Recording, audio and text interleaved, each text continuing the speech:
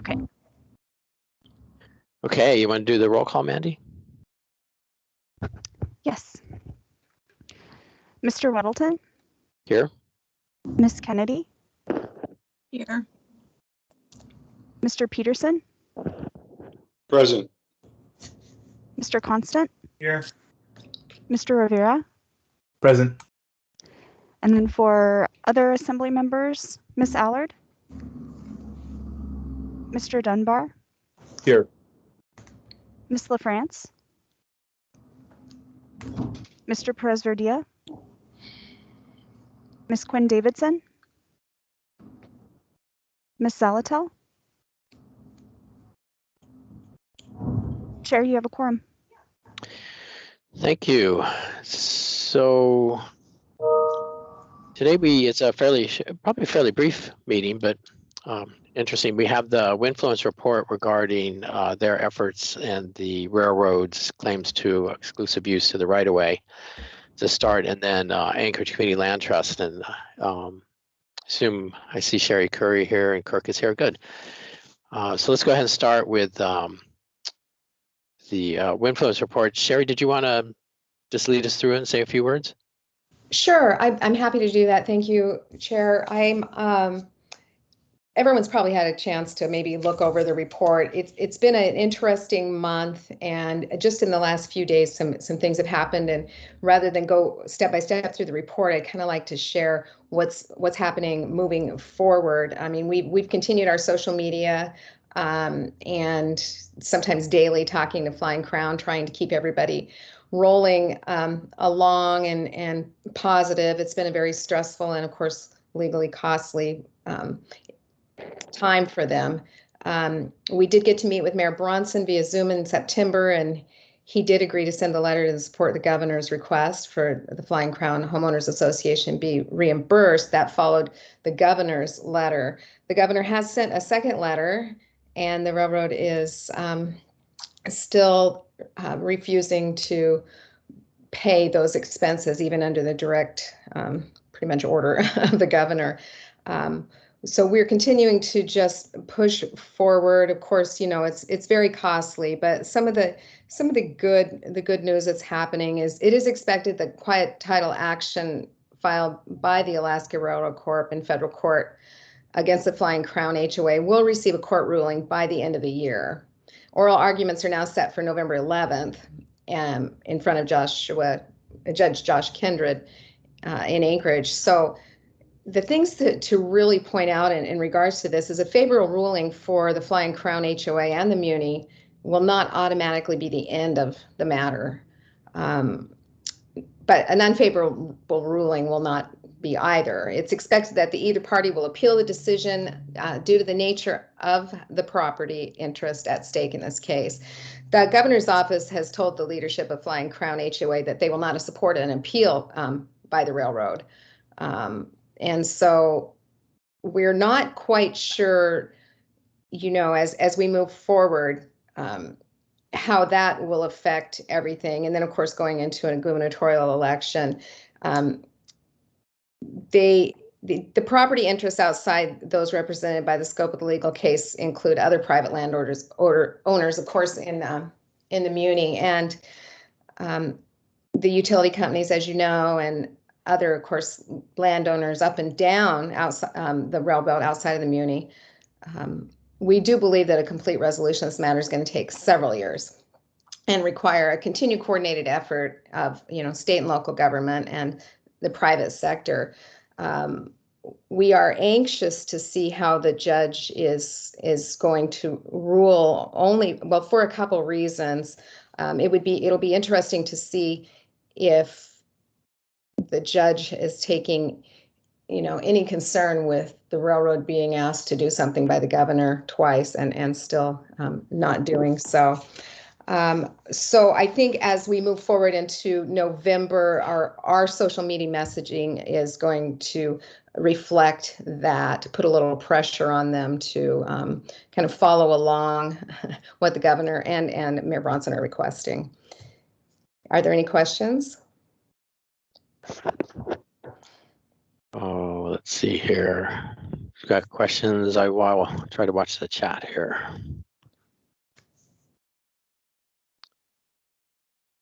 Hear anything from the committee? Sherry, so what's the reception from groups outside of Anchorage? You know, Whittier has some huge challenges, of course, there, and they are, you know, they are trying to find something in their budget to assist in this campaign. I know that it's, you know, they really have a struggle with no tax base there, so finding funding to assist. But we're, you know, we stay in very close contact with them because they are, you know, so close with the Muni and a lot of you know, have a lot of the same interests and mutual concerns on this. Fairbanks is being very careful. They don't really want to rock the boat, so maybe they don't have the same kind of challenges there. I mean, they probably do, but they're just not as visible. We are very excited about, you know, the oral arguments starting. You know, it's time. This has gone on for a very long time. The Flying Crown guys tell us like over 10 years. They're about $130,000 out now in legal costs just since the battle started with the railroad filing suit against them. Okay, yeah, that's a tough one. Any comments from the committee? Okay, so Sherry, is there a way to listen into the hearing in November? You know, I'm not sure if that's going to be open or not, but I will find out and let you know. Okay, yeah, it'd be interesting to just kind of listen in. So, all right, well, thank you. Sure, thank you. Thank you for your For your- continued support. Mm-hmm. Okay, so moving on, we have Kirk Rose with Anchorage Community Land Trust. Kirk, I think there's a presentation. Do you want to go ahead and just start going through that? Dynamite. Thank you. Good morning. Can anybody hear me? I hear you loud and clear. All right. I'm going to open my share tray. Start sharing. Wait a second.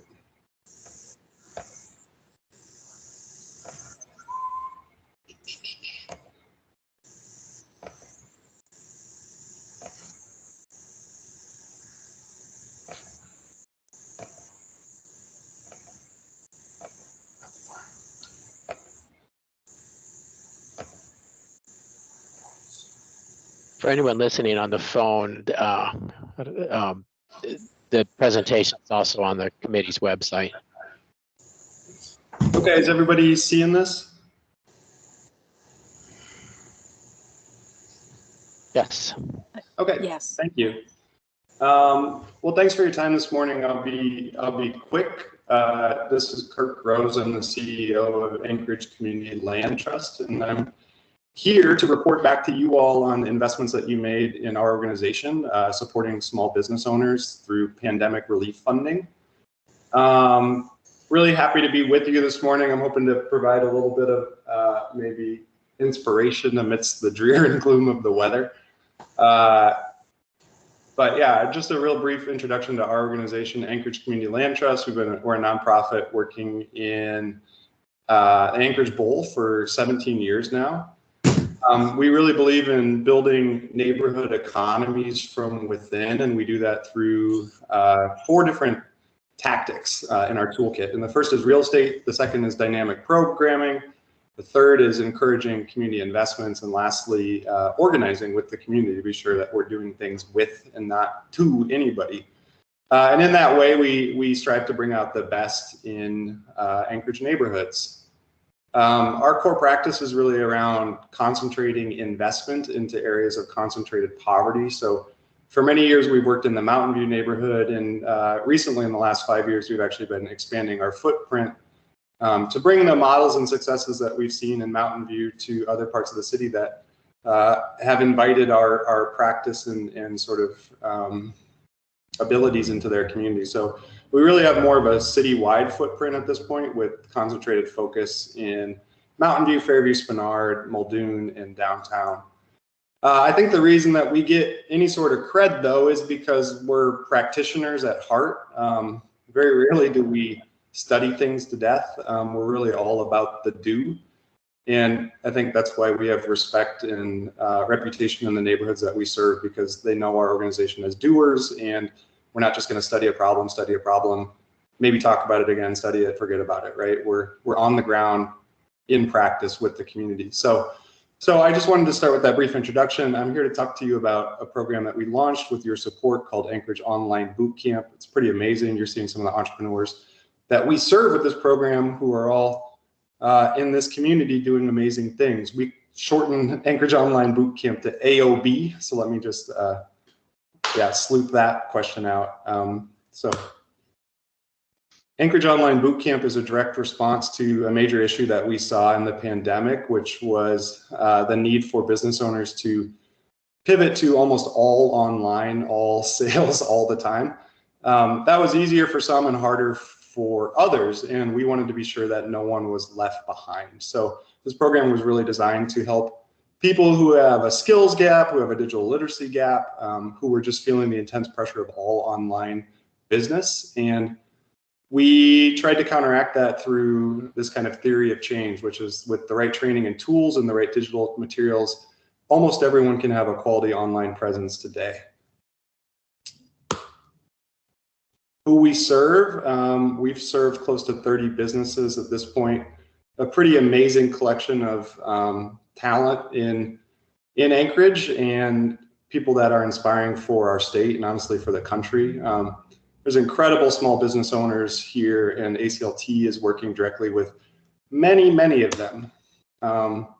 Here's just a couple folks, and some of them are showing off some of their products. You can see the pride on every face. Yeah, and I think, most importantly, these high quality, amazing photos are part of what they received through Anchorage Online Bootcamp, and you can see how photos like these help them tell their story in a digital format. We've been working our butts off with this program. This is our first time ever running this iteration. We have a technical assistance arm of ACLT, which is called Set Up Shop. So we've been working with hundreds of business owners now for many years, but this is a unique foray for our organization to directly respond to the pandemic. You can see that we've offered 6 different services, and we've served 30 different small business owners now. We've also contracted with 22 technical assistance providers. So what I want to stress with this slide is really just local, local, local. All of your support is going back into small businesses in our community, helping local contractors deliver more services. These monies are being spent for Anchorage in Anchorage. And then here's a quick breakdown of some of the outcomes so far. Really, we're just into our second cohort. So we had graduated a cohort of 15, and then we've got another 15 who are just about to wrap their services. You can see the geographic spread of businesses that are in this program. It's pretty representative. Unfortunately, this map cuts off Eagle River just because of the slide. You can see that little dot above the U. We do have businesses from Eagle River. We do also have businesses from Girdwood. So there's a pretty massive representation of the larger Anchorage Bowl and the municipality of Anchorage through this program. But, you can see the hours and the numbers sort of stand for themselves. All of these outcomes are direct investments in small business entrepreneurs and family businesses. So not only is it the business owner themselves, but it's an investment into their workforce, into their families, into their customers too, who experience the opportunity to, sort of garner or receive these services that are offered. We got pretty darn good feedback. I just wanted to share that we're proud of, and we evaluate how we roll out this program. This was our first time ever doing this sort of technical service arm, so I just wanted to share that. Hey, 4.5 stars is pretty darn good. We want to be 5 out of 5, but we're getting there. So here's probably what's most important, how this program works, and we wanted to share a couple of case studies with you. So Gene Gray is the owner of Tatalani Restaurant, a new business on Spenard Road. Tatalani was really looking for support with their logo and web design, and they also needed some better photography to help their food really stand out on an online menu. We're all used to ordering online these days, just click, click, click, what looks good. So Gene is someone who came through our program who Tatalani has a logo redesign, has a web presence to be proud of. They've got quality photography, and they're putting it into practice with their family business. And you can see today how this is an incredible family business that's going to be defining Hunts Bernard Road, and this little investment into these aspects of their online presence make a huge difference. You can see this is the website redesign. We worked with Star Assist, which is a local contractor, to work on their social media planning, you know, how they'll post, what happens, all this stuff is huge for a small business.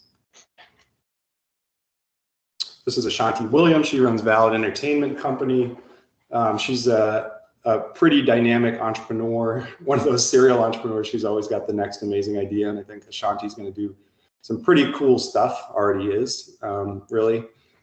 So we were supporting her with her logo design, her web design, and photography, and some of the copy. So the way the program works is Ashanti goes through training and appear with a cohort of her peers, the other 15 businesses, but then also has a pretty massive amount of one-on-one time with individual contractors and with the ACLT staff team to really next level all of her stuff. So Ashanti in some ways is really her own brand. So you can check this out, right? Like these are the photos that go on Instagram.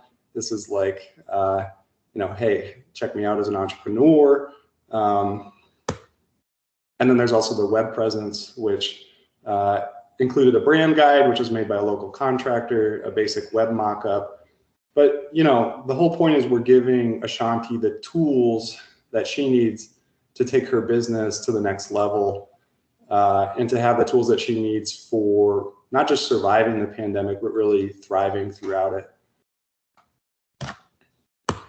Okay, that's what I want to share from this one.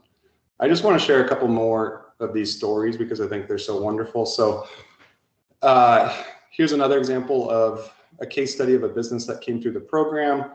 You're looking at a bowl of borscht there and some pelmeni. So it's 9 a.m., but this is going to make me hungry. Here's another wonderful family that's operating a food truck. They realized pretty quickly that, you know, social media is going to be huge for them, especially now coming out of the pandemic. Hey, let's really take the time to get our food looking incredible for those photos, to make sure that our brand and logo is glistening. And I just want to share a couple other of these logo pictures, brand designs. You know, the Horn Doctor in Fairview is working on a logo redo, and a sort of name overhaul to become primarily Alaska Music and Sound. You see Baleska's in that beautiful, really standout logo that sort of tells an interesting story in itself. You see Mr. Edgar Duero, who's plating some food in the picture below. We also had a real, pretty cool focus on real estate photography so that businesses could show off their physical locations and still invite people into spaces in a safe way and kind of hold down important space on commercial corridors, which is huge in this program. This program is really more about retention than about entrepreneurial development. Throughout the pandemic, obviously we needed to support existing businesses who were threatened more than ever. So in this way, I think the retention that's going to come out of this program and sort of the resilience is pretty darn exciting. Altogether, though, this program is just an arm of our Set Up Shop sort of main flagship program, which is at this point served 170 businesses plus these 30 in this cohort. So that's a total of, I guess, 200 plus at this point. We've trained 140 just through our training program. We worked with 40 different current leaseholders and 1,500 hours of direct technical assistance through Set Up Shop. This is not inclusive of all the technical assistance that we did for small business owners citywide. Throughout the pandemic, as they were navigating PPP and EIDL and all of those other acronyms that were not always the most fun things to deal with. So I wanted to say thank you for the support of Anchorage Online Bootcamp. The municipality of Anchorage also supported ACLT in staffing capacity with 3 business services specialists who are now creating impact here at the organization. And really for the first time, I feel like we have capacity to serve the backlog of clients that have been sort of banging down our door throughout the pandemic. But really supporting our capacity has created a lot of results. And there's a lot more to do in this space. We're fortunate to work with all of these incredible entrepreneurs, but you realize with this huge demand for services, just how much really is possible in supporting entrepreneurs in this space and how much still needs to happen coming out of the pandemic. So, one of the things I think is something for the Assembly and for this committee to think about is innovation coming out of the pandemic, which was always one of the goals of your framework. And I think we've done a good job responding at this point, and now is a moment to really think about innovation moving forward too, and what's important in our local economy moving forward. So I will leave my presentation there for now. I'll stop sharing my screen, and I'm happy to answer any questions. Yeah, thanks, Kirk. No, that was good. Felix, you had a question? Yeah, thank you, Mr. Chair. So just a few things, and thanks, Kirk, for the presentation. So one, it looked like there were a few slides that you were using that weren't part of the presentation that's on the clerks on the Assembly page. So I'm wondering if you could send us those so we can put them on the website. Two, just out of curiosity, how do you decide which businesses to enroll in AOB? Is it through Setup Shop? Is there a separate process? And then was there a wait list for folks interested in AOB? And then last, in terms of outcomes, it looked like you had a good list of outcomes there, but I'm just wondering, in terms of business success and increased clients or however the business is set up, how you all keep track of that. Thanks. Thank you, Assembly Member Rivera. I've got to actually ask you for those questions again because they came real quick. But the first one, the slides that I didn't show are just duplicative of this board update that I'm making at the same time. So it's basically the same thing I showed you, and I'm happy to send those along. And could you go through your question? Could you enumerate your questions again for me? Oh, sure, happy to. So how do you decide which businesses to enroll in the program? Is it through Setup Shop or something else? We cast a citywide net. Part of our contract with the municipality of Anchorage allows us to recruit up to 75% of businesses from our core communities that we serve, which are Mountain View, Fairview, Spenard, Muldoon, and downtown. But this program has really attracted a lot of interest, and yeah, we definitely have had a backlog. The waiting list for the first cohort was, I think, 60 businesses, so it was pretty easy to fill the second cohort. And frankly, we haven't even advertised our next round, which will be in 2022. But I have no reason to expect that interest won't be just as high.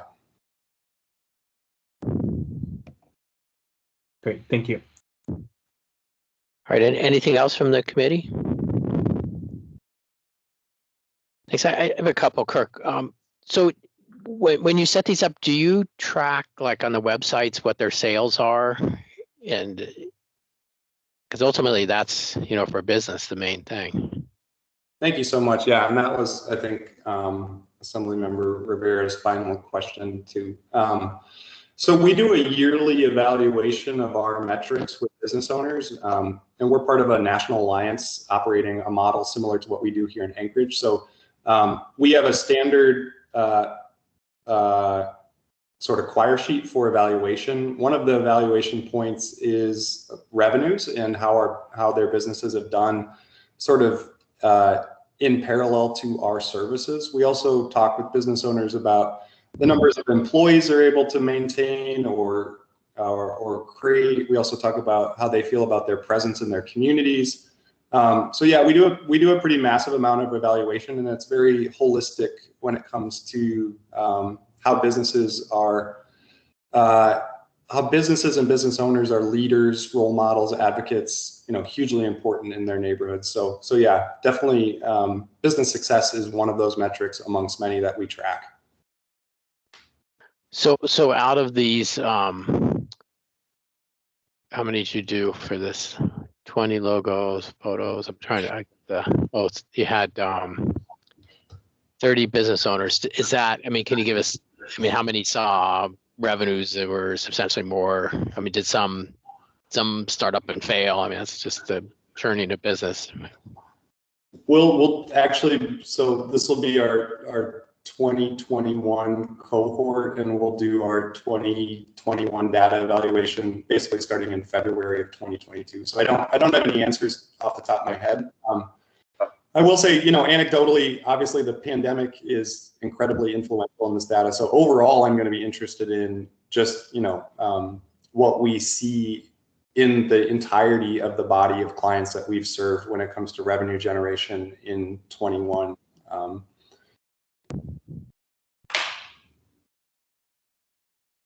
Yeah, that's good. Just looking at some of your, I mean, restaurants, some did really well. Here, anyone with a drive-through did well. And then Right. I think things like music, they say some music stores did amazingly well in the pandemic. Yeah. People were at home and they decided, well, I'm going to learn how to play that guitar or whatever, So I guess the Horn Doctor, newly branded Alaska Music and Sound, could potentially have done spectacular, So you have a bit of a gamut there. And it is interesting, too, that you got, of course, brand new entrepreneurs and then, long established businesses trying to revamp. One of the other interesting things that I think we're looking at with this program is how businesses are operating their point of sale. And it's not uncommon anymore for business owners to have a Square that they can plug right into their phone. But if they also have a retail location, they might be operating a different system that isn't talking to that Square system. And all of that might plug into an app that isn't talking to either of those things. So one of the spaces that I feel like is still pretty huge in this like digital innovation is concerted point of sale work with small business owners, especially in the neighborhoods where we work. I think that when those things aren't talking, and you were probably paying more for a variety of different services that worked at different times in your business. There's a lot that we can do where you can get sort of more service, more efficiency for less. So I do feel like that's a future sort of like angle to this program, and I just wanted to point that out. So the local comic shop that has a 25-year-old point of sale system might be in trouble. Yeah, I won't say, I don't want to have any conflicts of interest here, but no, I think that story is not uncommon. People are operating older systems, they've integrated newer systems. There's no guarantee that those things are talking, and there's no guarantee that those reports and financial analyses that are now common for people operating like a ShopKeep app or all sorts of apps are integrated in any way within the company. Great, thanks. Chris, you had a question? Yeah, thanks. Kirk, would you take us down a slightly different road and start briefly discussing to the membership your idea for the commercial kitchen? Yeah, thank you for that, Assemblymember Constant. For the past really 5 years, we've been looking at a concept for a kitchen incubator for our city. And I just want to explain what I think that is, because this sort of term kitchen incubator, you might have heard a lot of places, and I think there's not like common language about it. So the model that we're looking at is a model that's being run across the country in every state except 10, and Alaska is one of those states. But an incubator kitchen is a space that entrepreneurs can rent by the hour for maybe 24 hours a day to make their value add products. It might be wholesale muffins that they want to sell at the Muldoon Farmers Market on Saturday, and they need to make all of them on Thursday night or whatever, Friday night, so that they're as fresh as they could possibly be. And they need a space that's affordable, accessible, and permitted so that they can do the activities that they want to do. The alternative that happens right now in our city is that that same entrepreneur is working in their home kitchen with one oven to try to get out 200 muffins, and they're working from Wednesday morning till Friday night because, and that kitchen may or may not be permitted, and they may or may not run afoul of cottage food law. So the thing that we're trying to do is create a space, again, that's accessible, affordable, and permitted for entrepreneurs to come into, have a membership or pay by the hour that they can access to take their products and business lines to the next level. So, it's the Muldoon Farmers Market example. It's a wedding caterer. It's someone who wants to make a value add salsa and put it in a jar. It's also just people who are trying to get a menu out and start to experiment in different ways with the products that might be the next game-changing restaurant in our city. So ACLT as an organization has worked in real estate since our founding 17 years ago. We've owned 9 different properties. We've pulled close to 17 million in net assets. So real estate is part of our practice. And through Set Up Shop, we've met these hundreds of entrepreneurs, 60% of whom work in food-based businesses. And, I kind of say this, I'll say this to conclude. We can do all the work that we want on their website or on their brand and logo, but unless they can actually make their product at scale, almost everything we do is for naught. And for food-based hospitality industry, which has been incredibly challenged over the past year, I think that there's an opportunity with this idea to really create innovation in this space and create economic development infrastructure for really the next 30 to 40 years in our city. So Kirk, one follow-up to that.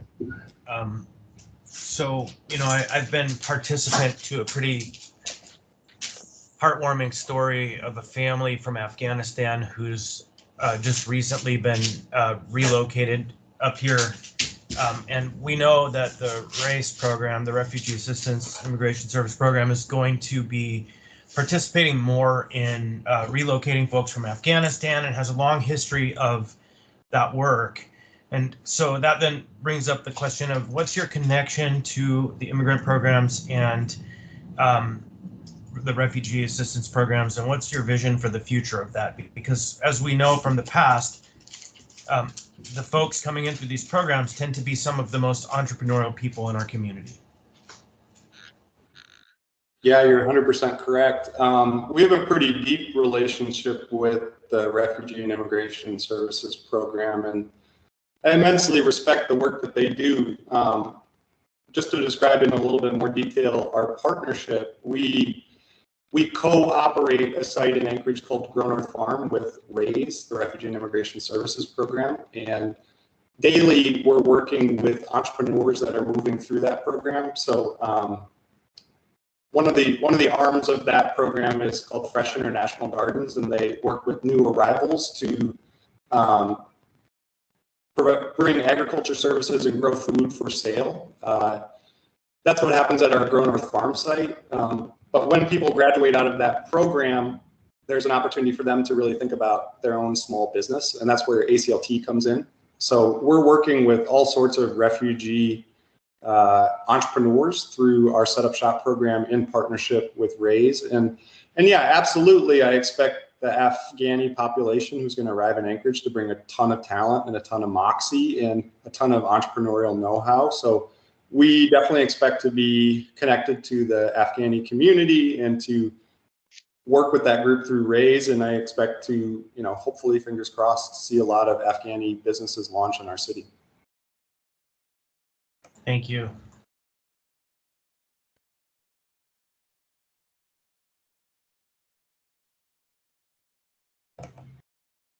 If I could say one more thing, I guess I'd be remiss to not say this, but your investment with ACLT through these funds is kind of the first major investment with our organization in some time. And I obviously I feel incumbent to come back to you and tell you about our results, but I want to thank you, but I also want to say, this kind of investment makes a lot possible for us. And,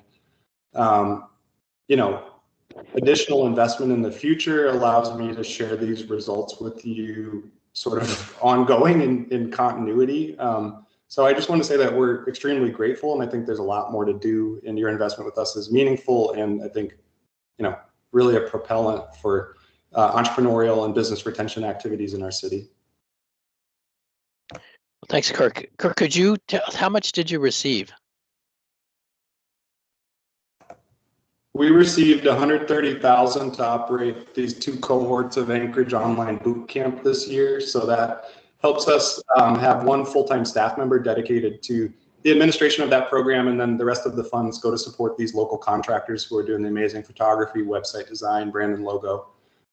We also received $195,000 for our 3 business services specialists who are operating the TA arm of Setup Shop. So those are people who are connected to training, who are helping people with their PPP or IDLE applications when that was germane, who are doing day-to-day technical assistance with small business owners along our commercial corridors, who are still very much impacted by COVID. So that's really stewarding people through our Setup Shop program and helping them navigate and connect to the 4 different arms of the program, which are real estate, micro lending, technical assistance, and training. So all told, $325,000.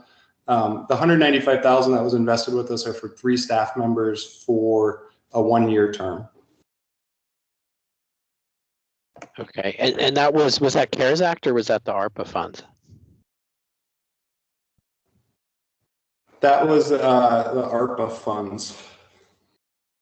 The ones from this spring. Yes, it was. Thank you. So that was a rare opportunity. So doing these kinds of things, what's the future look like? I mean, there might be, we may have ARPA funds coming up in, later in the spring, April or May or so, that we'll be looking at allocating. But beyond that, is an ongoing program. I mean, do you have plans for where revenue would come from and how to keep these things going? Yeah, I mean, I'll say overall that your support is a small but meaningful percentage of our overall program revenues. We receive a lot of support from philanthropy and from the private sector. Many bank supporters like KeyBank and Wells Fargo, Northrim. So it's a small but meaningful part, and it allows us to be really dynamic and have the staff capacity we need to operate these high impact programming. I can't say, I don't want to count your monies for you, I guess, as I would say, but I just think, I believe, and I see that your investment with us, I think, has been well stewarded and is producing results. I appreciate that. It's good to see the breadth of what you're working on there. Is there anything else from the committee? Yeah, Mr. Chair. Crystal, go ahead. Thanks. Thanks, Kirk. Thanks for the presentation. Thanks for specifically pointing out that there are businesses in Eagle River that take advantage of the programs as well. So appreciate that and hope that maybe we'll actually have a few more. So that kind of leads to my question. I actually have 2 questions, but first I'll just ask, do you have any actually communication or connection with the Chugiak Eagle River Chamber of Commerce in being able to advertise your services and promote the availability of them in that area? Yes, we do. Thank you, Assemblymember Kennedy. And I've worked closely with Debbie Rinke to share strategies throughout the pandemic and to share ideas for how we work with business owners throughout the bowl. Perfect. Okay, thanks. Glad to hear that. And then the other thing, Mr. Weddleton actually asked some of the questions that I wanted answered, and you covered some of those. But just to be clear, are any of the services, is there any charge for any of the services? Or do you do, or is it everything's free to whoever you choose to be part of any of the programs? Thanks. Thank you. Yeah, so one of the other criteria is working with business owners that are considered low income on purpose. So part of the idea here is that accessibility is meaningful for making these services happen, and that higher earning businesses have been able to attain these services at market rate. So we do work to make the program as cheap as possible for business owners. In many situations, though, we are setting up cost shares for different services so that businesses have skin in the game. In a lot of cases, though, we're also providing services free of charge so that these businesses can see return from, you know, the implementation of these services that wouldn't have happened otherwise. Great, thank you. Thanks, Mr. Chair. Yeah, thanks, Crystal. So anything else from the committee? Yeah, if I might quickly, Kirk, you mentioned a few times that, you know, one of your primary missions is real estate. And you talked about some of the facilities in the farm and whatnot. Do you kind of have a strategic plan for your real estate business that you can give us kind of an elevator speech about where you're going? Well, we believe in concentrated investment in places of concentrated poverty. So a lot of our holdings have been focused in the Mountain View neighborhood. And I think that we've done really the work that we need to in this neighborhood, which was really experiencing a pretty strong disinvestment cycle. Definitely, I see our real estate activities shifting to different neighborhoods, but to do that and to do that in the correct way, we need to be sure that we're working with the community on those strategies. So I think we're in a sort of shifting mode for our real estate practice right now. We're obviously hugely focused on the implementation of the kitchen incubator, which is pretty seminal for the organization, and, you know, represents a probably $5 million total development. But beyond that, I think that there's work to do in acquisition in neighborhoods like the Fairview neighborhood, Assemblymember Constant, so that we can set up that neighborhood long-term for success. We believe in site control and we believe in affordability. You know, Mountain View's story, sort of good, bad, or indifferent, started with a lot of site control, and it's taken a long time to get sites up to speed and sort of serving the neighborhood and in the right direction. But today, because of some of those investments early on, we have things like the Credit Union One and the Grow North Farm site and the Mountain View Service Center nonprofit office building, which has Campfire and Foraker headquarters. So I definitely think there's a moment for I believe that ACLT's practice is really transitioning to other places where site control is important. And part of that for me is the downtown neighborhood and the Fairview neighborhood. Thank you very much. So Kirk, while we have you and time for the meeting here, just to see your thoughts on something, you know, we are really focused on, you know, the city pitching in towards dealing with the homeless issue. And we've got a plan that we presented to the world yesterday in the town hall. And but, you know, a big problem is so many people, I mean, they don't have a job or even job skills. Is that where would you fit into that? You know, you have this huge body of homeless, some are in shelters or hotels or whatever, but they need jobs and they need skills. Are you part of that?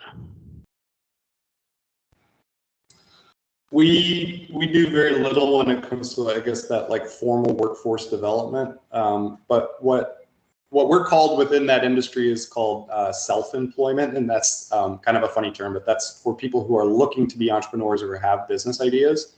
And we work with all sorts of specialized populations to deliver training and services around entrepreneurship. So if we had a community, if we had folks from our community, our homeless community that were interested in entrepreneurial services, we'd be happy to do a training with that group, to work with a trainer who has some shared context or experience with that population. Yeah, and I think beyond that, you know, I really believe in connecting people without spaces to spaces without people. And in that idea, it's really, you know, is there a vacant building and do we have a group of entrepreneurs that want to do a thing? How do we bring those two things together? Do we have a vacant lot in Mountain View and we have people who need space to do their farming activities? How do we bring those things together? So I think our real estate practice is about connecting that opportunity and that supply of entrepreneurs or talent to a space. Okay. If But I yeah, might- it's a little different group of people because you have people who are kind of self-motivated, and that's a big part of the battle with starting a business. It's just the desire, and that's not. There may be some in the shelters. A lot of that is people just I don't think even have that focus. So, all right. Anything else from the committee? Yeah, John, I have another question since we Yes, have sure. a little. Kirk, you do work around real estate, community development. You do work around land use. You do work around agriculture, all kinds of things. So now here's an open check for you, conversation, not a money check, but like what policy changes do you think we could be looking at to improve the climate for folks in neighborhoods that are otherwise challenged, for entrepreneurship, for real estate? We often hear from, folks in the building and development community, we need to address Title 21, Title 23, et cetera. So we hear lots of different ideas. Where should we be looking at policy to improve the climate in our community? Thank you for this question, Assemblymember Constant. My personal opinion focuses on just two areas, and they're not huge, but I think they're incredibly meaningful for startup entrepreneurs and low-income entrepreneurs. And those two things are cottage food law, and the second is business event permitting. I think both of these things function as sort of regressive punishments for entrepreneurs, and they actually are stunting to business growth within our city. So I'll be brief, and I can spell these things out in more detail with like a technical paper that I think we've already written. But the permitting process for someone to bring their product to a tent in a parking lot, at the, again, Muldoon Farmers Market, the Fairview Farmers Market, Spenard Farmers Market, is incredibly expensive for people. And if they decide that they want to test out the Mountain View Market and then the Fairview one, you have to get a different permit that costs more money. And if you want to try 4 different markets, then the expense of that just increases to like a couple $100s. So if you're someone who's just trying to get a product on the market for the first time and see how the community accepts it or buys it, you end up eating a huge amount of money for almost no reason that I can understand. And cities across the country have reformed these policies to be actually, I think, a lot more helpful, convenient, and affordable for upstart entrepreneurs. Secondly, the cottage food laws, I think, are basically just not abided by most of the entrepreneur community. And so you've got a system where people are basically having to sort of operate illegally in the sort of black market. And one example of that I've talked about many times throughout the pandemic is cottage food law expressly prohibits the sale of goods and wares online that you make in your home kitchen. And throughout the pandemic, obviously everything happened online. So I think you've got a system where you're pushing people into illegal behavior unnecessarily, and it's problematic for, I guess, just a free market in our city. All right, Well, that's thanks. helpful, Kirk. Oh, sorry. Go ahead, Chris. I don't know if I would classify it as black market, but probably gray. But yeah, go ahead, John. Well, Kirk, I mean, those kind of practical things, if you have some clear, make it easy on us, say, here's our code and here's what could change, and give us some suggestions. I mean, that's the kind of thing that obviously the assembly can work on. And I know we made some changes to the cottage food law just in the last year or so, I think, that were intended to help open the doors somewhat. And it sounds like there's more needs to be done.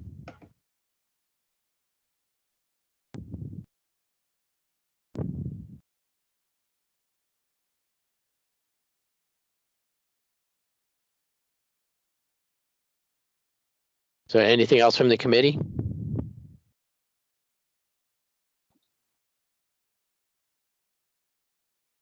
John, this is Pete. Pete, go ahead. Thanks, Mr. Chairman.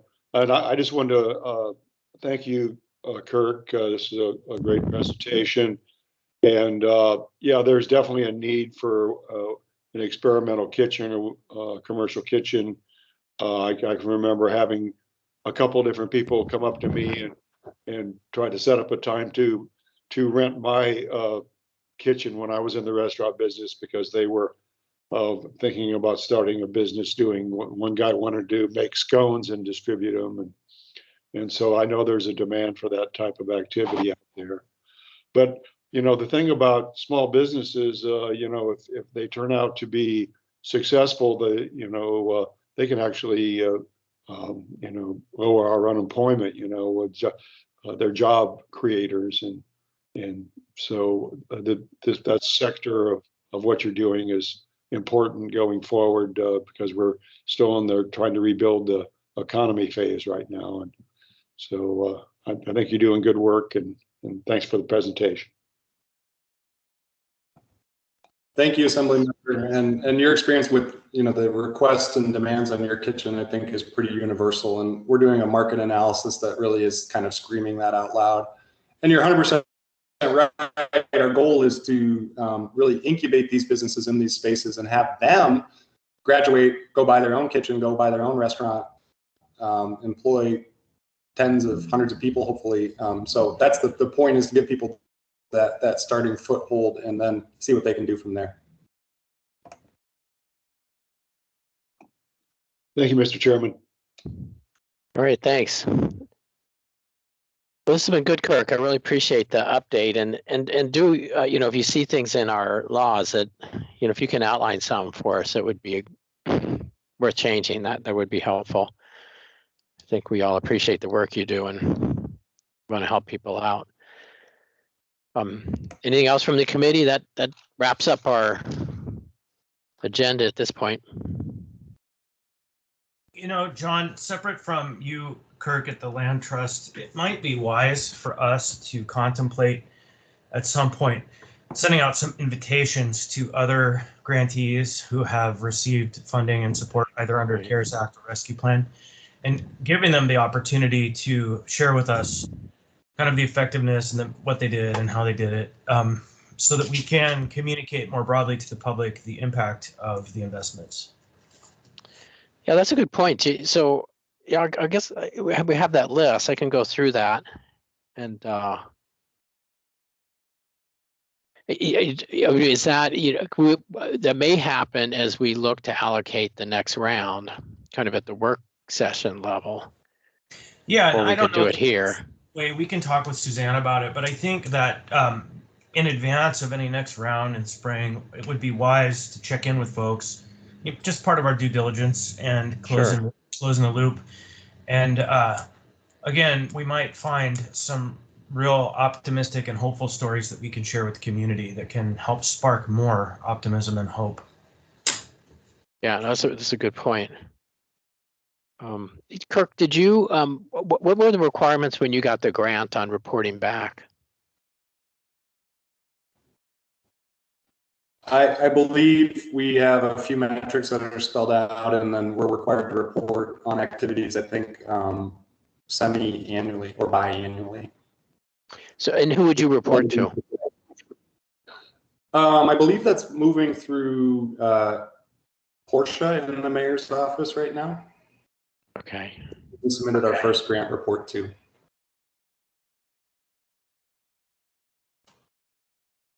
Okay, well, that's good to know. Okay, well, I'll follow up on that, Chris. I think it's a good idea. I'll check with Portia and see what the requirements are and who's reporting to her, and then go through the list. And if there's any in particular you want to hear from, we could do it at this level.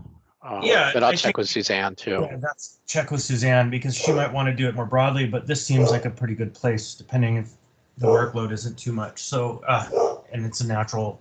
Anyhow, yeah, perfect idea. Thanks, John.